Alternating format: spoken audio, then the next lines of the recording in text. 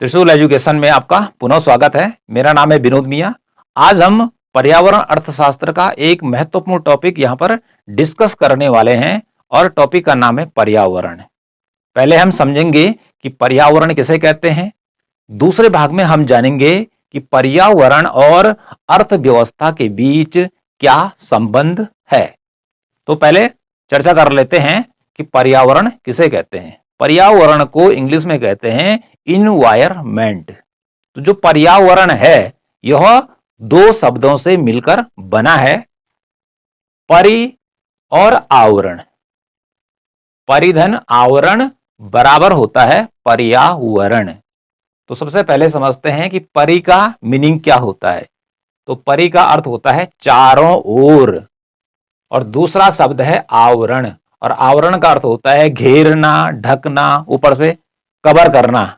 तो इस प्रकार से पर्यावरण जो शब्द है यह दो शब्दों से मिलकर बना है, परिधन आवरण। परि का अर्थ है चारों ओर और आवरण का अर्थ है घेरना या ढकना। तो पर्यावरण किसे बोलेंगे। देखिए, जैसे कहा जा रहा है कि परि मीन्स चारों ओर। माना बात यहां पर ए व्यक्ति है, ठीक है जी। यहां पर ए व्यक्ति ही खड़ा है और इसके चारों ओर जो मैंने ये सर्किल बनाया, ठीक है, ये इसके चारों ओर का क्या हो जाएगा, पर्यावरण हो जाएगा। जो इसको क्या कर रहा है, घेरने का काम करना है, इसको ढकने का काम कर रहा है। तो अब इसकी जगह अपने को खड़ा कर देते हैं, तो हमारे चारों ओर जो भी चीजें दिखाई देती हैं, जिसमें हम रहते हैं, जिस परिवेश में हम रहते हैं, जीते हैं, वह पूरा का पूरा जो परिवेश है वह पर्यावरण कहलाता है। अब हमारे चारों ओर क्या है कि जहां हम खड़े हैं वहां जमीन है, हो सकता है कोई मरुस्थल में रहता है, कोई पहाड़ में रहता है, कोई मैदान में रहता है, कोई समुद्र तटीय इलाकों में रहता है। तो उसी प्रकार का वहां पर वातावरण देखने को मिलता है, उसी प्रकार के पेड़ पौधे वहां पर देखने को मिलते हैं, उसी प्रकार के जीव जंतु वहां पर देखने को मिलते हैं। ठीक है, ये तो हमने धरातल की बात कर दी। ठीक है, इससे ऊपर हम देखते हैं कि हमारा वायुमंडल है, जिसमें विभिन्न प्रकार की गैसें हैं, जिसमें ऑक्सीजन हो गया, कार्बन डाइऑक्साइड हो गया, नाइट्रोजन हो गया। तो ये गैसें हमको घेरे हुई हैं और ये हमें जीवन देने का काम करती हैं।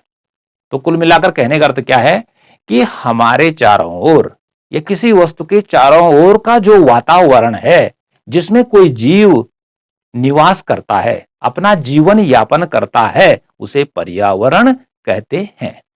ओके, अब देखिए पर्यावरण की डेफिनेशन यदि हम लिखना चाहें अन्य शब्दों में भी, तो क्या लिखेंगे। पर्यावरण का अर्थ उस समस्त भौतिक एवं जैविक अवस्था से है। अर्थात पर्यावरण में एक अंग है पर्यावरण का भौतिक और एक है जैविक। तो कहा जा रहा है कि पर्यावरण का अर्थ उस समस्त भौतिक और जैविक अवस्था से है कि जिसमें जीवधारी रहते हैं, जिसमें जीवधारी यानी कि मनुष्य रहते हैं, और कौन रहते हैं, पेड़ पौधे हैं, प्राणी हैं, छोटे हैं चाहे बड़े हैं, ओके, वो रहते हैं, बढ़ते हैं और पनपते हैं, अर्थात जन्म लेते हैं, उसके बाद बड़े होते हैं, फिर मर जाते हैं।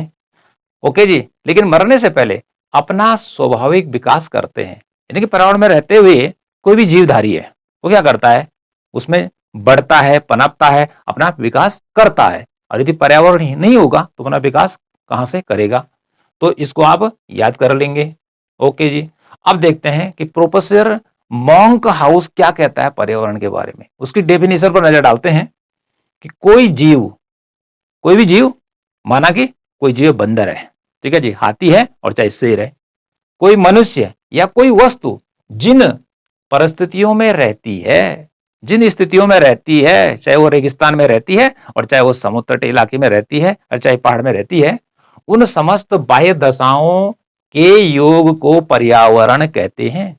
अर्थात मनुष्य की बात यहां पर हुई, जीव की बात यहां पर हुई, एक किसी वस्तु की बात यहां पर की है मॉन्क हाउस ने।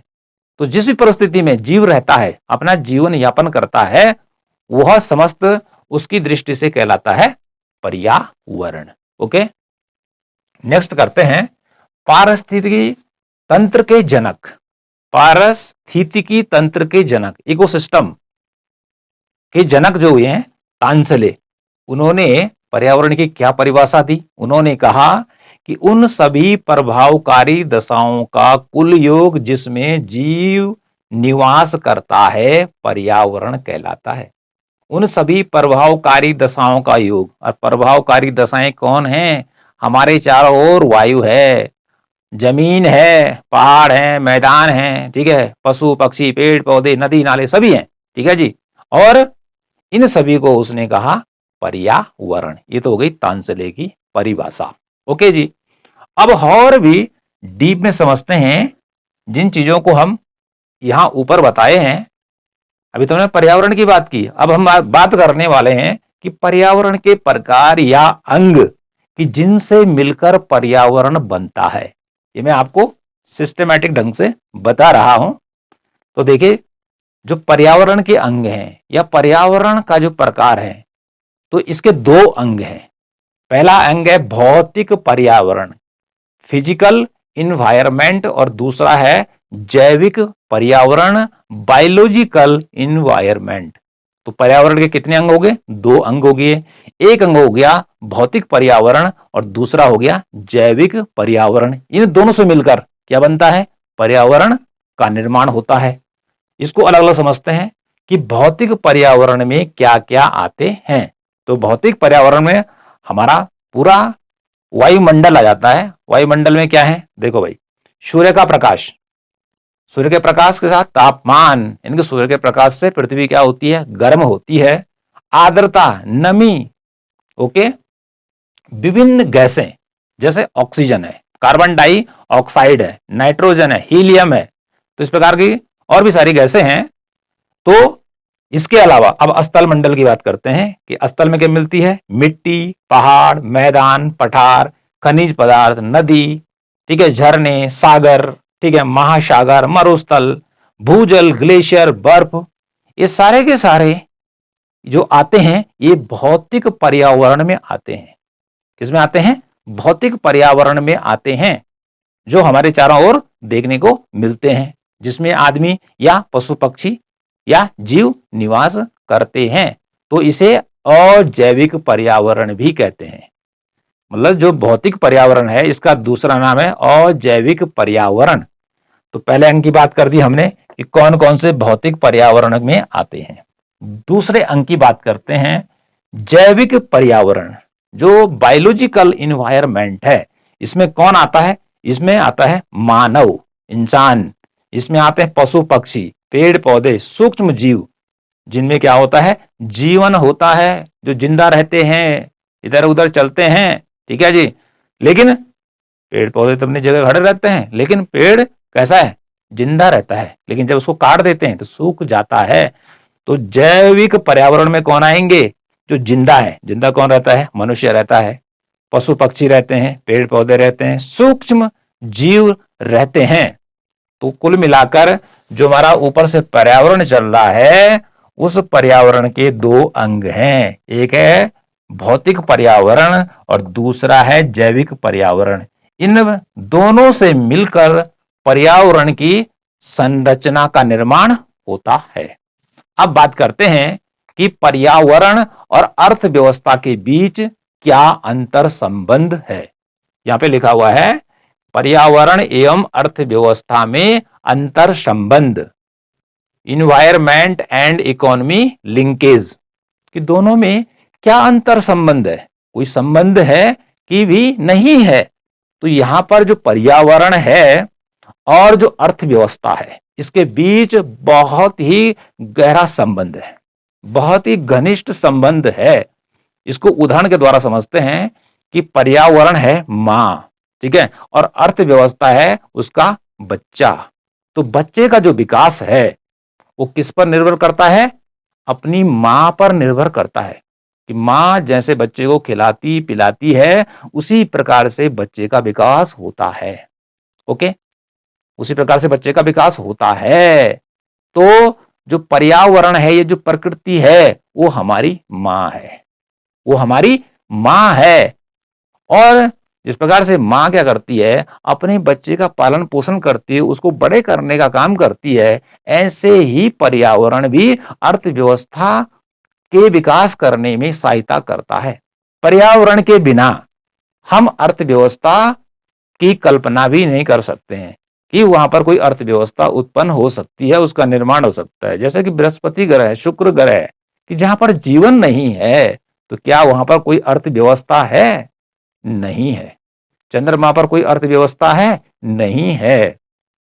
तो यहां पर अब जानते हैं डीपली कि अर्थव्यवस्था और पर्यावरण में जो संबंध हमने बात की, बहुत ही घनिष्ठ संबंध है। मां और पुत्र का संबंध है। मां कौन है? पर्यावरण है। और पुत्र कौन है? अर्थव्यवस्था है। तो यहां पर सबसे पहले समझ लेते हैं कि अर्थव्यवस्था और पर्यावरण क्या क्या कार्य करते हैं। तो पहले अर्थव्यवस्था पर चलते हैं कि अर्थव्यवस्था में मुख्य रूप से कौन कौन से कार्य होते हैं। तो अर्थव्यवस्था के दो काम यहां पे मैंने लिखे हैं। एक है वस्तुओं का उत्पादन करना। अर्थव्यवस्था का पहला काम है वस्तुओं का प्रोडक्शन करना, और दूसरा काम है उन वस्तुओं का उपभोग करना। तो उत्पादन होगा तो उपभोग होगा, ठीक है जी, और उपभोग होगा तो उत्पादन होगा। इसके अलावा अर्थव्यवस्था के अन्य कार्य भी हैं, उत्पादन, उपभोग, विनिमय, वितरण, लेकिन हमने दो ही कार्य यहां पर लिए हैं। ओके, इसके बाद समझते हैं कि पर्यावरण के भी कुछ कार्य हैं, क्योंकि अर्थव्यवस्था में यदि वस्तुओं का उत्पादन करना है तो इन वस्तुओं के उत्पादन करने के लिए संसाधन कहां से आएंगे। तो इन संसाधनों की जो पूर्ति करता है, जो आपूर्ति करता है अर्थव्यवस्था के विकास के लिए, वो कौन करता है? वो पर्यावरण करता है। तो पर्यावरण के कार्य समझते हैं। पहला काम है संसाधनों की पूर्ति करना, यानी कि अर्थव्यवस्था के विकास के लिए जितने भी संसाधन हैं वह कौन प्रदान करता है? वह पर्यावरण प्रदान करता है। कौन कौन से करता है?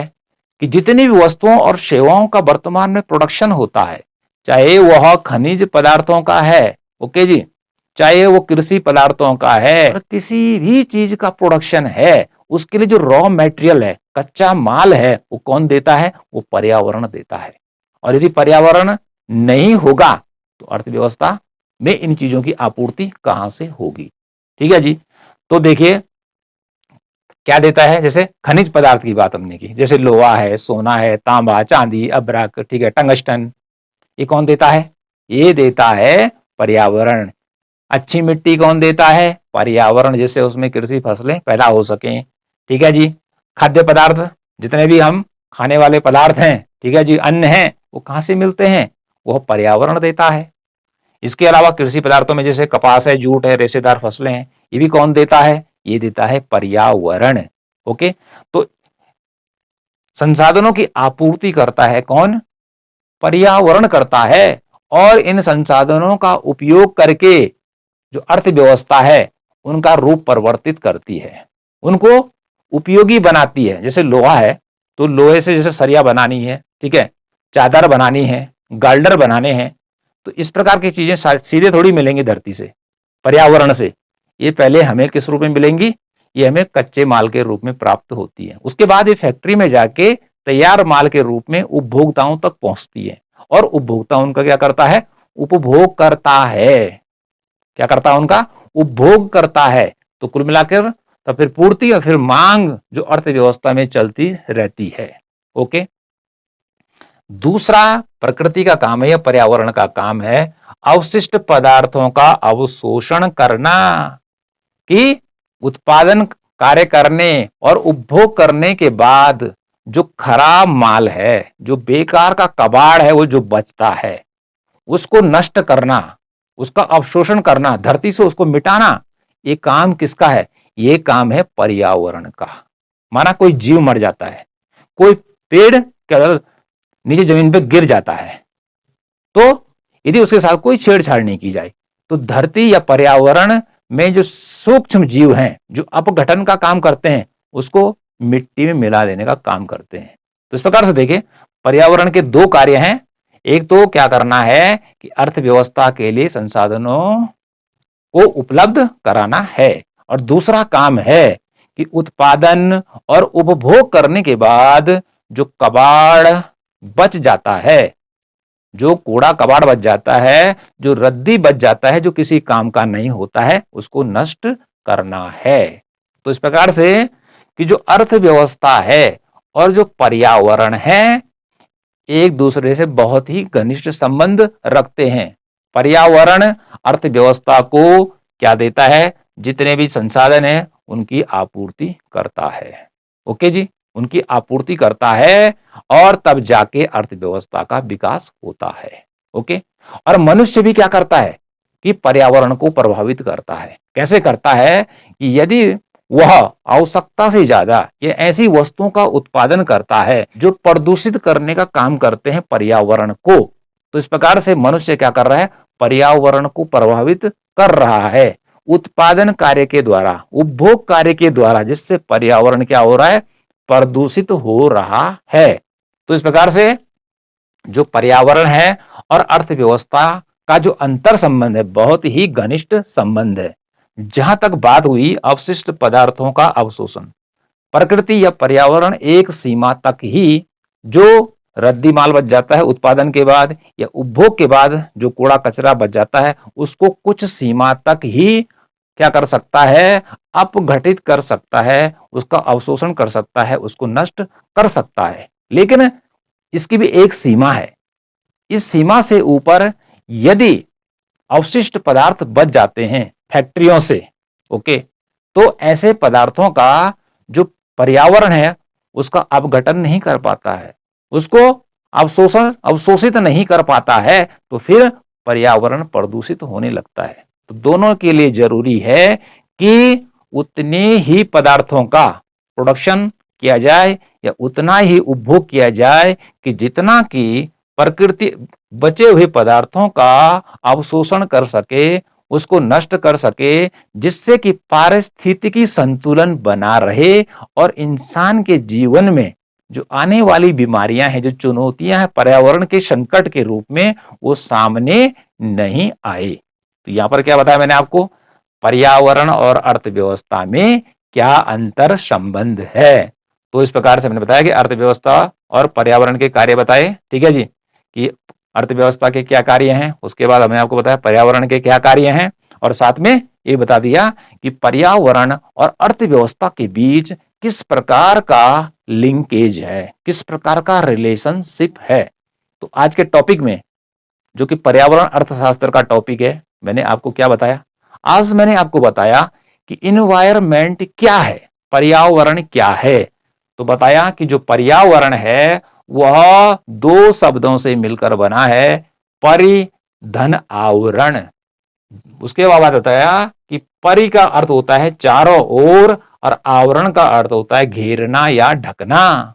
तो कुल मिलाकर जो पर्यावरण है वो हमको चारों ओर से घेरे हुए है। हम पर्यावरण से अलग नहीं जा सकते हैं। यदि अलग जाएंगे, ओके, मतलब हम पृथ्वी के स्पेस से बाहर हो जाएं तो हम जी नहीं सकते हैं। उसके बाद हमने आपको बताया कि पर्यावरण का अर्थ यहां पर भी बता दिया, ओके, ये भी परिभाषा के रूप में है। मोंक हाउस की परिभाषा हमने आपको बता दी, तांसले की बता दी, साथ में बता दिया कि पर्यावरण जो बताया जा रहा संक्षेप में, यदि उसको हम टुकड़ों में तोड़ें तो इसके दो अंग हैं, भौतिक पर्यावरण फिजिकल इन्वायरमेंट है और बायोलॉजिकल इन्वायरमेंट है। इन्वायरमेंट के ये समस्त अंग हमने आपको बता दिए हैं। ओके, ये तो पर्यावरण के बारे में बात हो गई। इसके बाद हमने बात कर दी कि पर्यावरण और अर्थव्यवस्था में क्या अंतर संबंध है, ये भी हमने काफी डिटेल में आपको बता दिया है। तो आई होप कि ये जो टॉपिक है आपकी समझ में आ गया होगा। बार बार इसको रिपीट कीजिए, पढ़िए, लिखिए, तो निश्चित ये टॉपिक आपको भली भांति याद हो जाएगा। और यदि आपने ये टॉपिक याद कर लिया तो आपको दूसरा जो वीडियो है किसी का, उसे देखने की जरूरत नहीं पड़ेगी।